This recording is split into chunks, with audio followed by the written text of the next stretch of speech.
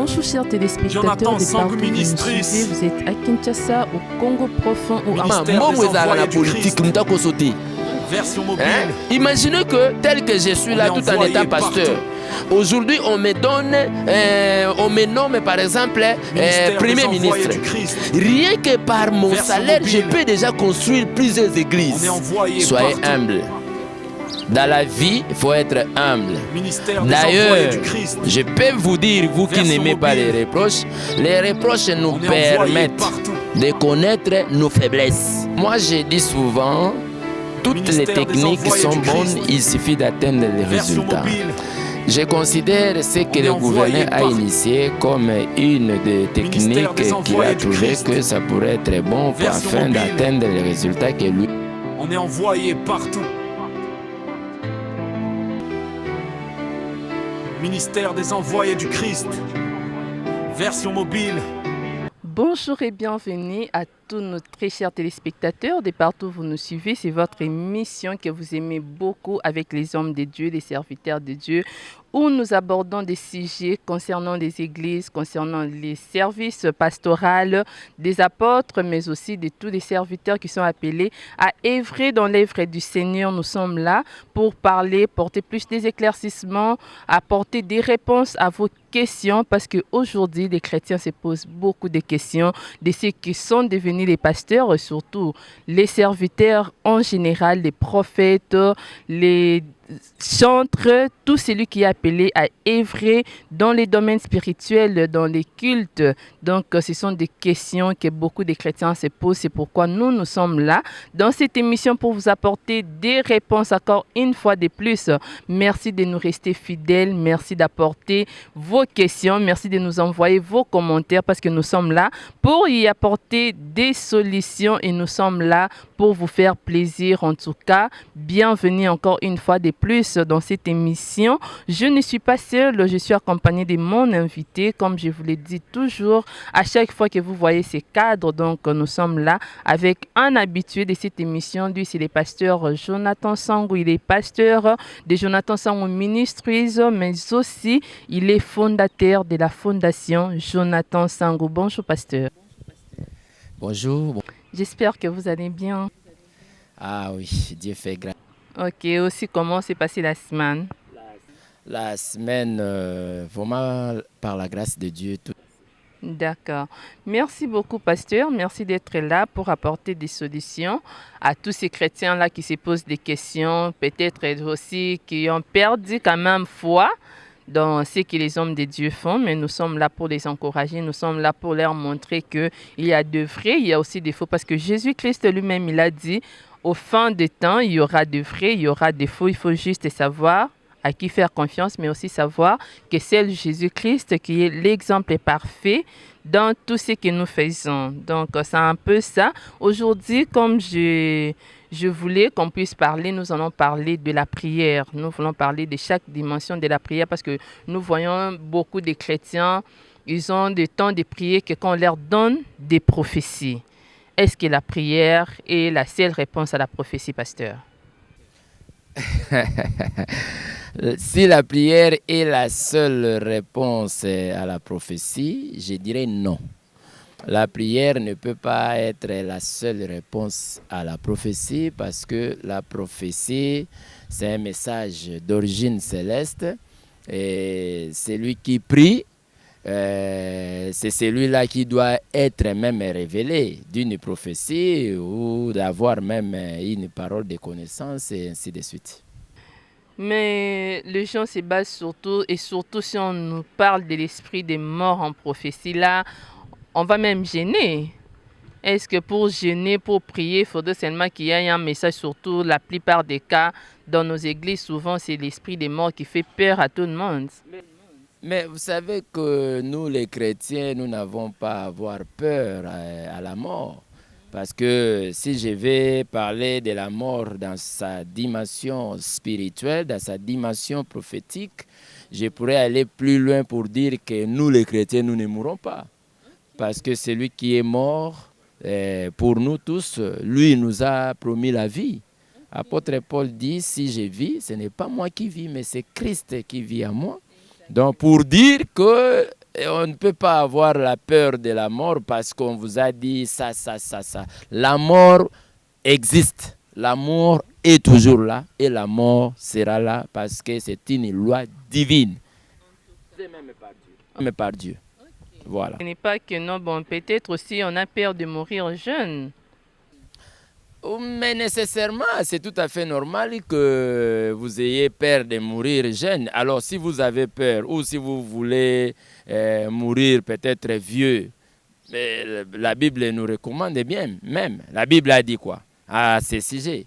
Enfants, obéissez à vos parents afin que vous ayez une longue vie. Donc, c'est-à-dire, il y a des préalables pour avoir une longue vie.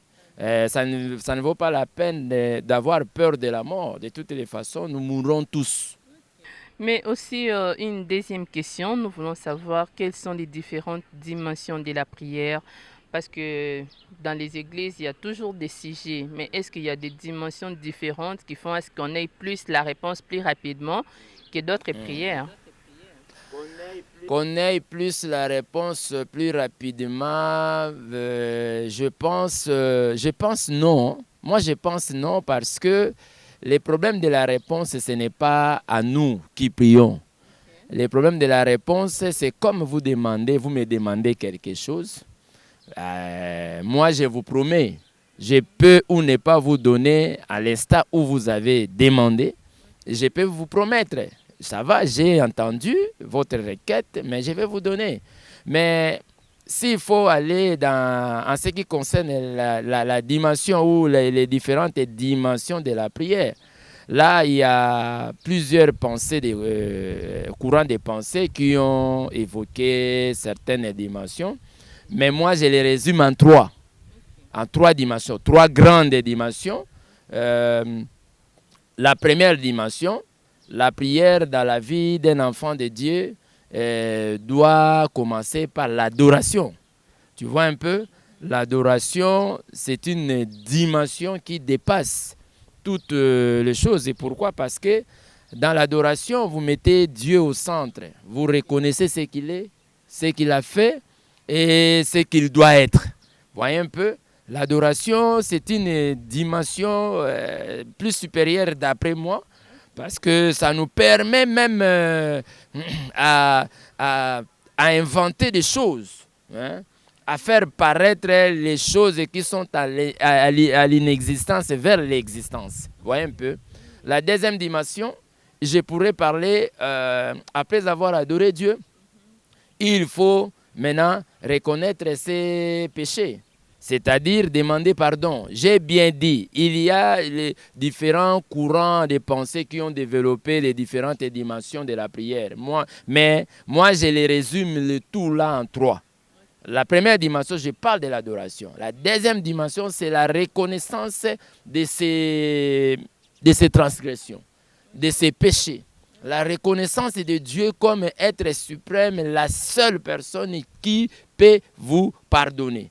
Vous voyez un peu. Et la troisième et la dernière, par rapport à ma manière de voir les choses, c'est la dimension de supplication, de la demande à Dieu. Vous voyez un peu. Donc, si vous utilisez ces trois dimensions dans la prière, je crois que vous aurez toutes les réponses possibles. Voilà. En tout cas, avec Pasteur Jonathan, nous retenons les trois dimensions. Il y en a beaucoup. D'autres ont développé cela d'une manière ou d'une autre. Moi, j'ai résumé le tout en trois. Donc, c'est un résumé. D'abord, c'est un résumé très, très important. Pourquoi? Parce que quand vous faites ces genres de prières, l'adoration, reconnaître ses péchés et puis faire une demande, donc il y a plus la facilité d'avoir la réponse parce que Dieu sait déjà en quoi vous vous basez. Donc, c'est un peu ça, les petits résumés que nous devons retenir sur la prière, mais aussi quel est l'impact de la prière dans la vie d'un chrétien. C'est d'abord la transformation. La prière transforme quelqu'un. Un homme de Dieu ou un frère ou une personne sans la vie de prière, c'est comme vous n'existez pas. Vous voyez bien? 1 Thessaloniciens chapitre 5, verset 17. C'est un verset qui nous dit « Priez sans cesse ». Ça nous recommande que notre vie devienne prière. C'est-à-dire, la prière, ce n'est pas seulement ce que les autres veulent que nous, que nous faisons. Hein? Tu es à la chambre ou à la maison, tu montres aux gens que toi tu pries. Papa na buki, na kangi, na salibo, na salibo, na salibo. C'est bien bon. C'est aussi une forme dont vous avez adopté. Mais nous devons retenir que la prière a son impact dans la vie de quelqu'un. D'abord, c'est la transformation. Donc, c'est-à-dire, vous restez catégorique à votre croyance. Vous restez, comme je dis souvent, cimenté, serré, collé, bétonné, même dans la présence de Dieu. Vous croyez à son existence, vous croyez que partout où vous marchez, vous avez Dieu. Et c'est cette dimension-là qui va faire de vous un homme ou une femme puissante. En tout cas, donc c'est d'abord la prière qu'on prie, c'est d'abord pour la transformation personnelle.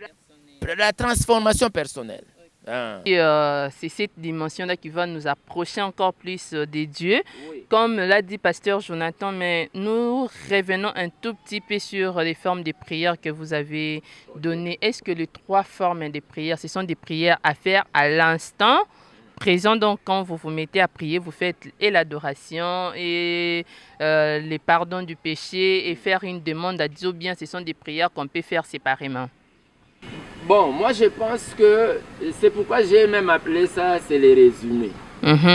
Quand j'ai résumé, c'est pour dire que ce sont les étapes ou les dimensions qui ne peut jamais, dont vous ne pouvez jamais vous échapper de ça. Ok. Pourquoi? Parce que même si vous pensez que vous n'avez pas péché, madame, retenez que nous péchons toujours.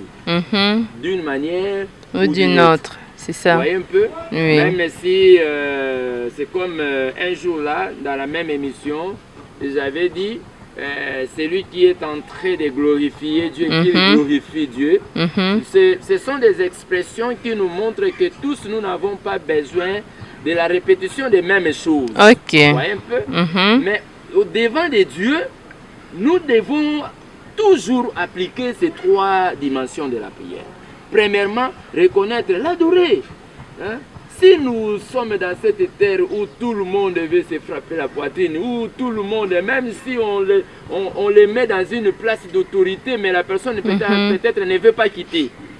Donc, il envie le monde, il envie ce que le Créateur a mis. Vous voyez un peu? Oui. Alors déjà, ce Créateur-là qui vous a donné toutes ces choses-là, vous devez les reconnaître, vous devez l'adorer, vous devez les glorifier même. Ok. Vous voyez un peu? Oui. Mais attention, en l'adorant, n'oubliez pas que vous êtes un être humain. Parce que même ne fût-ce que par les simples regards, on peut pécher. Même pendant l'émission comme ça, je peux vous regarder, vous êtes une femme. Hein? Peut-être dans le fond de moi, en vous regardant, je peux ou ne pas avoir des pensées qui ne glorifient peut-être pas le Seigneur. C'est déjà un péché. C'est pourquoi un enfant de Dieu, à tout moment, on nous a dit dans 1 Thessaloniciens 5:17, là, priez sans cesse. C'est-à-dire, ayez toujours cette attitude-là de dire, oh Seigneur, pardonne-moi. Je reconnais que je suis un homme. Je reconnais que je suis pécheur, en tout cas pardonne-moi. Mais au-delà de ça aussi, je ne peux pas limiter ma prière seulement, je l'adore, je demande pardon, sans pour autant demander ce que moi je veux. Après tout, Dieu c'est lui le pourvoyeur de tous nos besoins. C'est-à-dire, quand je prie, je vais finir par lui demander ce que je veux, ce que je pense devenir. Voilà. Ok. Donc, c'est un peu ça, mais au moins quelque chose encore que nous voulons préciser, c'est que vous avez dit ça ne dérange pas de faire les 3 dimensions de prière que vous avez catégorisées au même moment. Mais est-ce que, comme nous savons, nous partons à l'église, merci, est-ce que la prière doit être catégorisée par ce que nous connaissons? Donc, sur le côté église, j'ai déjà que tu as merci, tu as pardon, tu as sanctification. Amen. C'est pourquoi la raison d'être même de l'église de réveil. Ok. C'est pour marquer cette différence-là. À l'église, quand nous allons, nous sommes conduits par l'esprit. Ok. Vous voyez un peu? L'Esprit de Dieu, connaissant l'état d'âme de chacun de nous, il peut venir aujourd'hui l'esprit peut révéler à nous ou au conducteur qu'aujourd'hui vous avez que l'adoration. Ok. Vous voyez un peu? C'est Oui. pourquoi vous remarquez même dans beaucoup d'églises, on dit que le dimanche c'est un culte d'adoration. Mais quand vous allez dans ce culte d'adoration, vous allez entendre les problèmes de pardon de péché là-bas. Vous allez dans ce culte d'adoration, vous allez entendre les problèmes de Bukabike comme ça. Ok. L'Esprit de Dieu peut nous recommander que pour l'instant, ce que j'ai besoin que tu fasses, c'est ça. Donc, ça, c'est un problème d'esprit. Ok. Voilà. Donc, il faut se laisser conduire par l'esprit. Par Ok. l'esprit. Parce que les gens ont déjà que nous donnons ton quota. 8h30. Il y a aussi beaucoup de gens qui fuient l'église à cause de ça. Oui, il y a après Bamakambouana. C'est pourquoi moi, même pour la prédication ici, même pour la prédication, ça ne peut pas être comme un plan, on a déjà mis. Non, nous on commence la prédication à 10h. Nous on commence la prédication à 8h. Non, nous marchons par l'esprit. Dieu peut, nous pouvons venir au culte ce jour-là. Le Saint-Esprit dit aujourd'hui vous allez que louer le Seigneur. C'est ça. Louer c'est au fait. Donc l'adorer. Et à la fin du culte, on met l'offrande et puis allez, on embarque les histoires, on part. C'est surtout ça. C'est très très important à retenir. On ne peut pas avoir un programme préétabli, donc on doit se laisser conduire uniquement par le Saint-Esprit. Oui. Toutes ces choses dont vous voyez là, c'est juste pour mettre un peu de l'ordre à l'église. C'est ça aussi. Chaque personne, quand nous venons à l'église, ce n'est pas pour rien, même quand vous entrez dans des écoles, on nous parle de la déontologie. C'est ça. Donc, c'est-à-dire la déontologie nous recommande aussi, quand vous venez, parce que si vous connaissez que il y a ces 3 dimensions de la prière, mais peut-être un nouveau croyant, il ne connaît pas ça. Où est la place que cette personne pouvait apprendre cela? C'est à l'église. Raison pour laquelle on ordonne toujours les choses, mais ça ne peut pas être ou rester comme une condition sine qua non. Ok, donc c'est un peu ça, plus d'éclaircissement que Pasteur Jonathan nous a apporté à ce sujet-là. Mais est-ce que, Pasteur, il y a une prière plus puissante qu'une autre? Une prière plus puissante qu'une autre, je pense toutes les prières sont puissantes. Ok. Aucune prière n'est moins puissante et aucune prière n'est plus puissante. Ok. Tout dépend d'abord de celui qui prie, tout dépend de sa foi, tout dépend de sa motivation intérieure, tout dépend de ses ambitions. Ok. Ce sont ces choses-là qui rendent la prière forte. Vous pouvez voir une personne en train de prier, mais il prie parce qu'on l'a recommandé de prier. Ok. Parce que le pasteur dit prions pour ça. Mais son esprit n'est pas attaché à cette prière, même aux paroles qui sortent dans ses propres bouches, dans sa propre bouche, dans ses lèvres. Ok. Vous voyez un peu? Ça, la prière pouvait être puissante comment? Parce que ça ne vient pas tout droit du fond de ton cœur. Une prière efficace, plus puissante, c'est quand vous parlez la parole dont vous prononcez là, vous, dans votre esprit, vous reconnaissez que Dieu, tellement qu'il est esprit, moi, quand je m'adresse à un être qui est spirituel et il va me répondre du spirituel vers le physique. Ok. Voilà. En tout cas, ça, c'est très important. Il n'y a pas une prière plus puissante que l'autre. Donc, ce n'est pas parce que tu as fait la prière de combat que ça dépasse la prière de demander pardon à Dieu. Non. Donc, toutes les prières sont des prières. Aligné, comme les gens veulent que tu aies une position fixe, je pourrais dire que c'est l'adoration qui dépasse tout. Ok. C'est l'adoration. Ok. Ce n'est pas même les prières de combat. D'ailleurs, les prières de combat, ça existe toujours. Vous voyez un peu, notre vie est caractérisée par les combats. Ok. Si tu fuis le combat des sorciers des quartiers, les combats des sorciers de votre propre famille vont poursuivre.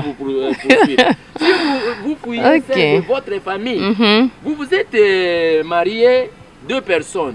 La femme a sa famille, toi aussi tu as ta famille. Donc c'est-à-dire, ce sont les 2 esprits qui se rencontrent pour dire que le combat restera permanent.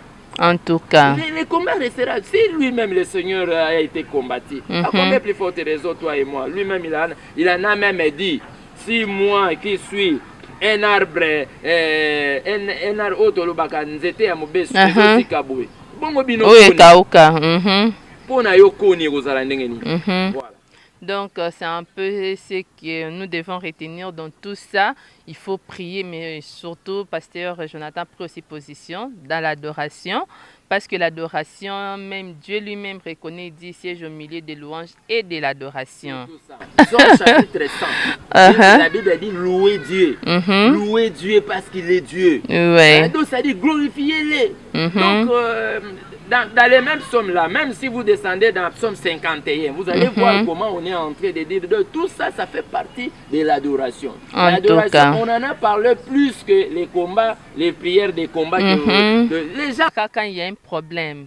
D'ailleurs, ça c'est un manque de foi. Ok. Vous voyez un peu? Dieu n'est pas un quado. Ok. Dieu n'est pas un quado. Vous connaissez le rôle d'un quado? Quand vous avez votre véhicule, et que le véhicule roule bien avec vos pinets, vous n'avez pas besoin du quado. Juste parce que vous étiez en pleine vitesse et que vous avez connu une crevaison. Maintenant, vous vous rendez compte que vous êtes dans l'obligation de chercher un quado. Dieu, on ne le cherche pas comme ça. Dieu, on le cherche dans tout notre temps. Dans les temps de bonheur et dans les temps de malheur. Amen. Vous voyez un peu? Oui. Dieu n'est pas un Dieu de circonstances. Ok. Non. C'est même les mêmes livres que je vous ai donné, la prière sans cesse, là, 1 Thessaloniciens 5, 17, là, déjà ça explique ça. Tout. Ok. Vous voyez un peu? Dieu n'est pas un quado. Dieu n'est pas quelqu'un où il faut le chercher selon la circonstance, les événements malheureux. Non.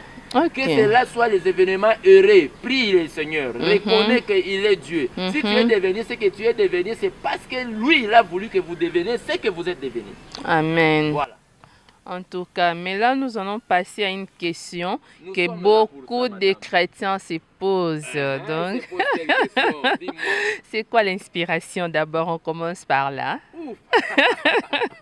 L'inspiration. Ouais. Ah, une très bonne question. Hein? J'attends parler les réseaux sociaux de ces jours, l'inspiration. Ouais. Aïe, aïe, aïe, aïe. Je pourrais vous dire ceci. L'inspiration, parce que vous m'avez posé la question, c'est quoi l'inspiration? Chaque personne définit l'inspiration selon ce que lui connaît de l'inspiration. Vous voyez un peu? Moi, je vous dirais, l'inspiration, c'est une pensée d'origine céleste qui vient en vous. C'est différent d'un projet. C'est différent d'une révélation. Vous voyez un peu? C'est différent. L'inspiration, c'est comme je suis là. C'est aussi différent d'une aspiration. Ces trois termes-là, c'est diffèrent 100%.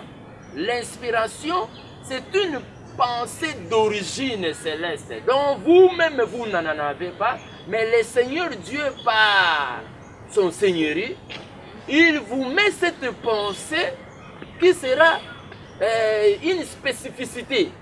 Vous voyez un peu? Ça sera une pensée originale, juste pour recadrer son peuple, pour orienter son peuple. Voilà l'inspiration.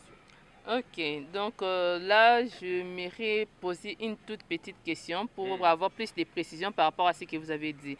L'inspiration vient-elle de la prière ou c'est de l'écriture que nous puissions l'inspiration? Si l'inspiration vient de la prière ou de l'écriture que nous puissions, puisons de l'inspiration. Oh, maman. La Bible dit ceci. Toute écriture est inspirée de Dieu. C'est-à-dire, l'écriture qui est présentée, c'est une inspiration d'origine céleste. C'est Dieu lui-même qui y a mis cette écriture-là à travers une pensée. Ce n'était pas un projet comme je venais de dire. Vous voyez un peu? Parce qu'un projet, c'est une projection de quelque chose dont vous voulez faire. Une aspiration, c'est un désir où vous voulez que cela puisse se faire. Vous voyez un peu? Une révélation, c'est un message révélé, c'est un message qu'on vous a rendu ouvert pour que vous puissiez comprendre ce que c'est dans l'avenir. Ok. Mais si l'inspiration puise sa matière dans l'écriture, je vous dis que l'inspiration fait partie de l'écriture, entre dans l'écriture. Ok. Pour dire que l'inspiration, déjà j'anticipe votre question parce que j'entends cela parler, on est en train de débattre. Moi j'ai dit ça c'est un débat immature. Ok. Vous voyez un peu? Excusez-moi de qualifier ces débats-là, ce sont des débats, bon, moi je les qualifie un débat immature. Parce qu'on ne peut même pas différencier l'inspiration et l'écriture. Parce que même la Bible dit qu'au commencement était quoi? La parole. Or, l'écriture, ça fait partie de la parole de Dieu. Vous voyez un peu? Alors, si au commencement était la parole, l'écriture, donc l'inspiration est dans la parole. L'inspiration est dans l'écriture. Voilà. Donc, vous avez déjà anticipé ma question, comme vous l'avez dit, parce que je voulais demander entre l'écriture et l'inspiration, qu'est-ce qui prime? Ce qui prime, c'est pourquoi j'appelle ça, c'est un faux débat. Ok. Ça, c'est un faux débat. Ça, c'est un débat immature. On ne peut même pas penser à ça. Entre l'inspiration et l'écriture, la Bible est claire. Hein? Il y a une seule personne qui s'est faite chair. Vous voyez un peu? Il ne s'est pas fait chair par l'inspiration. L'inspiration, c'est le monde de Dieu. Nous reconnaissons que ça vient de Dieu. Mais cela n'est pas plus forte que l'écriture. Ça ne peut pas être plus forte. Tout passera. L'inspiration passera. Après la fin du monde, il n'y aura pas d'inspiration. Mais la parole restera là. Amen. Jésus restera là éternellement. Vous voyez un peu? Les gens qui défendent l'inspiration, ils veulent simplement honorer la personne humaine. Vous voyez un peu? À travers ses envies, ses souhaits, ses projets, ses aspirations, son inspiration. Il pense que cette inspiration-là remplace l'écriture, remplace la parole de Dieu. Ça, c'est délicat bord de la Bible. Ok. Voilà. Mais pasteur, j'aimerais en tout cas, ça c'est vraiment une question qui n'a vraiment pas, bon, au moins c'est pour édifier les chrétiens. Est-ce que c'est normal qu'entre serviteurs qu'il y ait des débats contradictoires, surtout en ce qui concerne la parole de Dieu? Des débats contradictoires, moi je pense il n'est pas normal. Il n'est pas normal. Les serviteurs de Dieu, écoutez, je vous avais donné un jour un exemple. Jésus était avec ses disciples. Il les a envoyés d'aller faire la mission. Les disciples, quand ils sont allés, ils ont trouvé d'autres personnes qui ne sont pas disciples en train de chasser les esprits. Mais au nom de Jésus. Vous voyez un peu? Et les esprits là que ces gens étaient en train de chasser, les esprits les obéissaient aussi. Maintenant quand les disciples ont vu cela, les disciples ont dit, ah, mais ces gens ici ne sont pas les nôtres. Comment est-ce qu'ils chassent les esprits et au nom de notre Seigneur? Les disciples, ils ont eu un peu de maîtrise, ils ont dit non, ne faisons rien avant d'agir, rentrons d'abord chez notre maître pour lui demander, est-ce que ces gens-là qui chassent les démons, qui chassent les esprits en ton nom, ils sont les nôtres ou non? Vous connaissez la réponse de Jésus. Celui qui est pour nous ne peut pas être contre nous. Si nous sommes entre nous, comment nous pouvons avoir des débats contradictoires? Cela justifie qu'entre nous on ne s'entende pas. Ou soit entre nous on n'a pas les seuls dieux. C'est pourquoi un jour je vous avais dit, si vous voyez beaucoup d'églises aujourd'hui, c'est à cause de ces choses. Parce que chaque personne, celui-ci avait vu un cancrélat, lui a parlé, l'autre avait vu un chimpanzé, l'autre a vu un arbre, l'autre a vu les feux, l'autre on l'a fait sortir dans la mer. Donc toutes ces révélations que chaque personne vient là, c'est ce qui justifie que la personne devient indifférente. Elle ne peut pas entendre son frère. Elle pense que ce qu'elle connaît là, c'est ça. C'est ce qui a divisé aussi le christianisme. Aujourd'hui, le christianisme, nous sommes combien? s'il faut parler des témoins de Jéhovah, s'il faut parler des églises de réveil, les protestants, il y en a beaucoup dont vous connaissez. C'est à cause de ces choses. Nous ne pouvons pas avoir des débats contradictoires entre nous comme ça. Sinon, nous n'avons pas un seul Dieu. En tout cas. Voilà. Donc, Pasteur Jonathan m'a mis fin à quelque chose que beaucoup de gens ne savent pas. Mais est-ce que entre nous, entre serviteurs de Dieu, nous qui vous observons de près, s'il y a un problème, vous étiez peut-être ensemble, qu'il y a eu un petit problème, vous êtes séparés. Est-ce qu'il faudrait que tous les réseaux et que tous les enfants de Dieu sachent que notre tel pasteur, soit tel chantre, ne se parlent pas, ne s'entendent pas?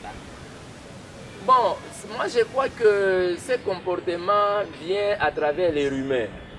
Okay. Parce que plus les gens vous voyez ensemble et que les gens ne vous voient plus ensemble, il est normal en tant que les humains que les gens se posent des questions. Mais Moutoyo, Tozaki Gomora, vous savez même Pierre, je prends.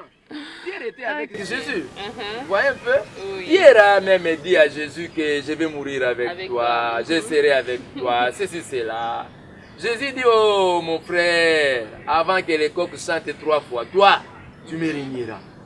Ce sont les choses qui occasionnent la séparation dans les églises. Vous voyez un peu? Et puis quand vous réunissez les seigneurs comme ça, vous voulez que les gens qui vous connaissaient, que vous étiez ensemble, que ces gens-là ne parlent pas. Non, la nouvelle va se répandre. C'est tout à fait normal. Mais le problème, ce n'est pas du fait que la nouvelle s'est répandue. Le problème, c'est la manière dont vous deux, vous qui vous êtes séparés, comment vous avez géré votre séparation. C'est là où se pose un problème. Vous voyez un peu? C'est lui-là, c'est lui que tu étais venu chez lui pour peut-être servir le Seigneur. Lui, il pense que bon, comme toi tu es parti, toi tu n'as pas dit. Vous voyez un peu? Ou soit vous aussi, quand vous êtes parti, vous pensez, vous commencez à donner des mauvaises interprétations contre celui-là que vous avez laissé. Oh non, lui n'a pas Dieu, lui il est ceci, cela, il y a ceci, il y a la magie, il y a ceci, cela. Mon frère, ce qui ont la mission, vous n'avez pas besoin de même votre leader ou votre encadreur, s'il constate que entre vous deux, vous ne vous attendez pas. Abraham et Lot, ils étaient aussi séparés. La séparation n'est pas une mauvaise chose. C'est question de la manière de gérer. C'est pourquoi Abraham avait compris. Il dit, non. En réalité, la séparation d'Abraham et de Lot, ce n'était pas la querelle entre Abraham et Lot. C'est la bénédiction d'Abraham et la bénédiction de Lot qui a causé ça. Abraham, comme il était grand, il a compris que ce niveau d'élévation de Lot et mon niveau d'élévation, je pense que ça n'aboutira pas qu'on puisse marcher ensemble. Moi, je préfère le dire à l'autre, non, si tu vas à gauche, moi, je vais aller à droite. Mais il y a une chose qui était arrivée. L'autre, après avoir lui présenté comme ça, l'autre a choisi un chemin. Écoutez, dans chaque séparation que nous avons, Dieu arrange toujours qu'il y ait entre vous deux celui qui peut être dans la position de la force. Vous voyez un peu? Vous allez remarquer que là où l'autre était parti, il a rencontré Sodome et Gomorrhe. Jusqu'à ce que les fuyards sont venus, ils ont dépouillé la ville jusqu'à prendre l'autre et on l'a emprisonné. Vous savez une chose que cela était la bonne séparation, c'est ça. Qu'est-ce qu'il y a eu? Qu'est-ce qu'il y a eu? Il y a eu des fuyards qui sont venus annoncer à l'autre que ton hervé l'autre là, il est arrêté là-bas. La Bible dit que Abraham arma une armée de 318 personnes de ses braves serviteurs. Le plus brave de ses serviteurs. Si Abraham avait envoyé son armée là, le plus brave, c'est parce que l'autre était son frère. Quand nous nous séparons, parfois on oublie qu'on est des frères. Non, c'est ça, c'est pourquoi j'ai dit en résumé, la séparation n'est pas mauvaise, mais la de cette séparation. C'est normal. Mais en tant que serviteur de Dieu, pourquoi quand on rencontre qu'il y a deux serviteurs qui se sont séparés, bien bon ils doivent se séparer s'ils ne marchent plus ensemble, s'ils n'ont plus la même vision, mais pourquoi ne pas les rassembler pour les conseiller qui demeurent serviteurs de Dieu? Qui va les rassembler? Celui-là qui veut se séparer de l'autre, lui, il déclare que Dieu m'a appelé, Dieu m'a envoyé. Dieu m'a dit, vous voulez que l'autre là lui contredise ce que Dieu a fait. Mais tu nous as dit que Dieu t'a appelé, Dieu t'a envoyé. Ah, comme c'est Dieu, nous sommes les serviteurs de qui? De Dieu. Moi-même aussi, j'ai été appelé. Alors, comme j'ai été appelé, je comprends la notion du temps. Chaque chose a son temps. Il t'a placé devant un père, il t'a placé devant une mère, il t'a placé devant un responsable. Dieu n'est pas un Dieu de désordre. Quand il t'a placé là-bas, lui, il sait pourquoi. N'avez-vous pas vu, tout en restant aussi toujours au pied de votre père, au pied de votre encadreur, vous pouvez aussi devenir grand, plus que même lui-même le père. Ça arrive. Je pourrais vous donner un exemple, même ici à Kinshasa, pour ne pas peut-être citer les gens. Mais, voyez un peu. Donc, ça ne vaut pas la peine de se séparer pour des fins. En réalité, la plupart des séparations que nous faisons, ça là, bazane lo ba ouela.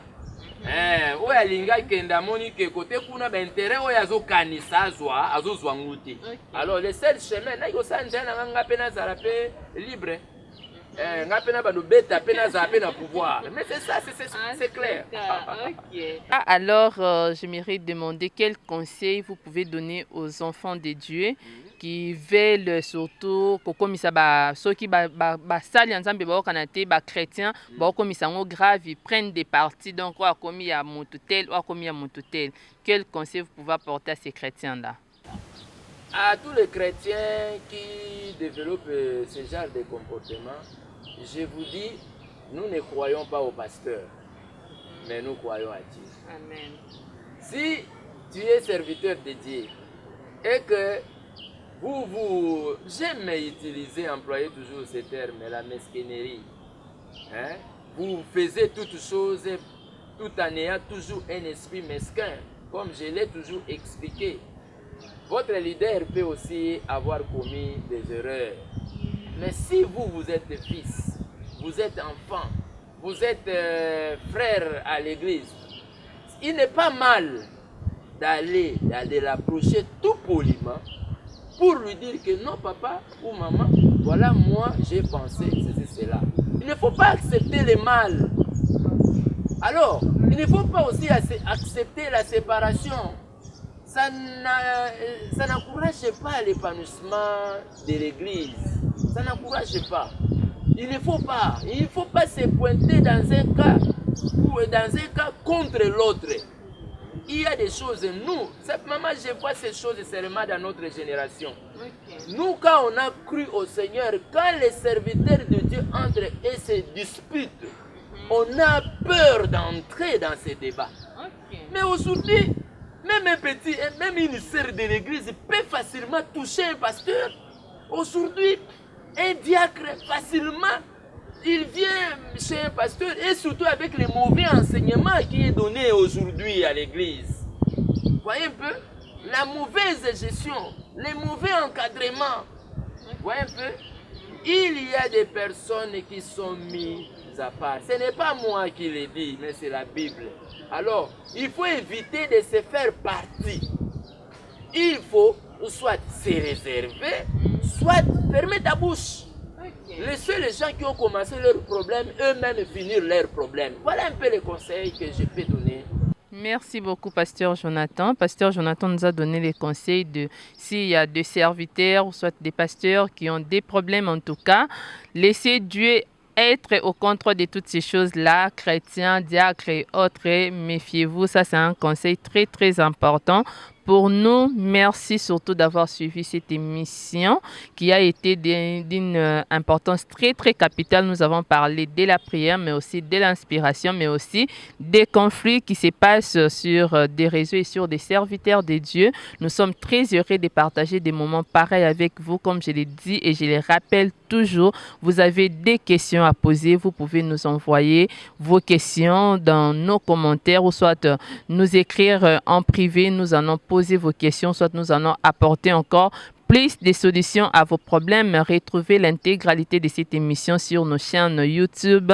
Nous avons la chaîne FJS HD Télévision où vous allez retrouver l'intégralité de cette émission, mais aussi Fondation Maloa TV et aussi Aigle Picture Télévision. Vous allez retrouver toute l'intégralité de ces émissions, sans oublier sur la chaîne FM chaque vendredi. Cette émission passe pour édifier les peuples de Dieu. Nous sommes très heureux de vous avoir et surtout n'oubliez pas de vous abonner sur nos pages, sur nos chaînes YouTube aussi pour ne rien manquer, mais aussi pour être surtout des premiers à poser vos questions et à envoyer vos commentaires. En tout cas, merci beaucoup. Nous allons nous retrouver à la prochaine. Au revoir. Bonjour chers téléspectateurs de partout où vous nous suivez. Vous êtes à Kinshasa, au Congo profond ou la politique, Version mobile.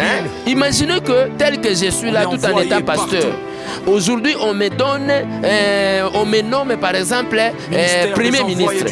Rien que par mon salaire, je peux déjà construire plusieurs églises. Soyez humble. Dans la vie, il faut être humble. D'ailleurs, je peux vous dire, vous qui n'aimez pas les reproches nous permettent de connaître nos faiblesses. Moi, je dis souvent, toutes les techniques sont bonnes, il suffit d'atteindre les résultats. Je considère ce que le gouverneur a initié comme une des techniques qu'il a trouvé que ça pourrait être bon afin d'atteindre les résultats que lui. On est envoyé partout. Ministère des envoyés du Christ. Version mobile.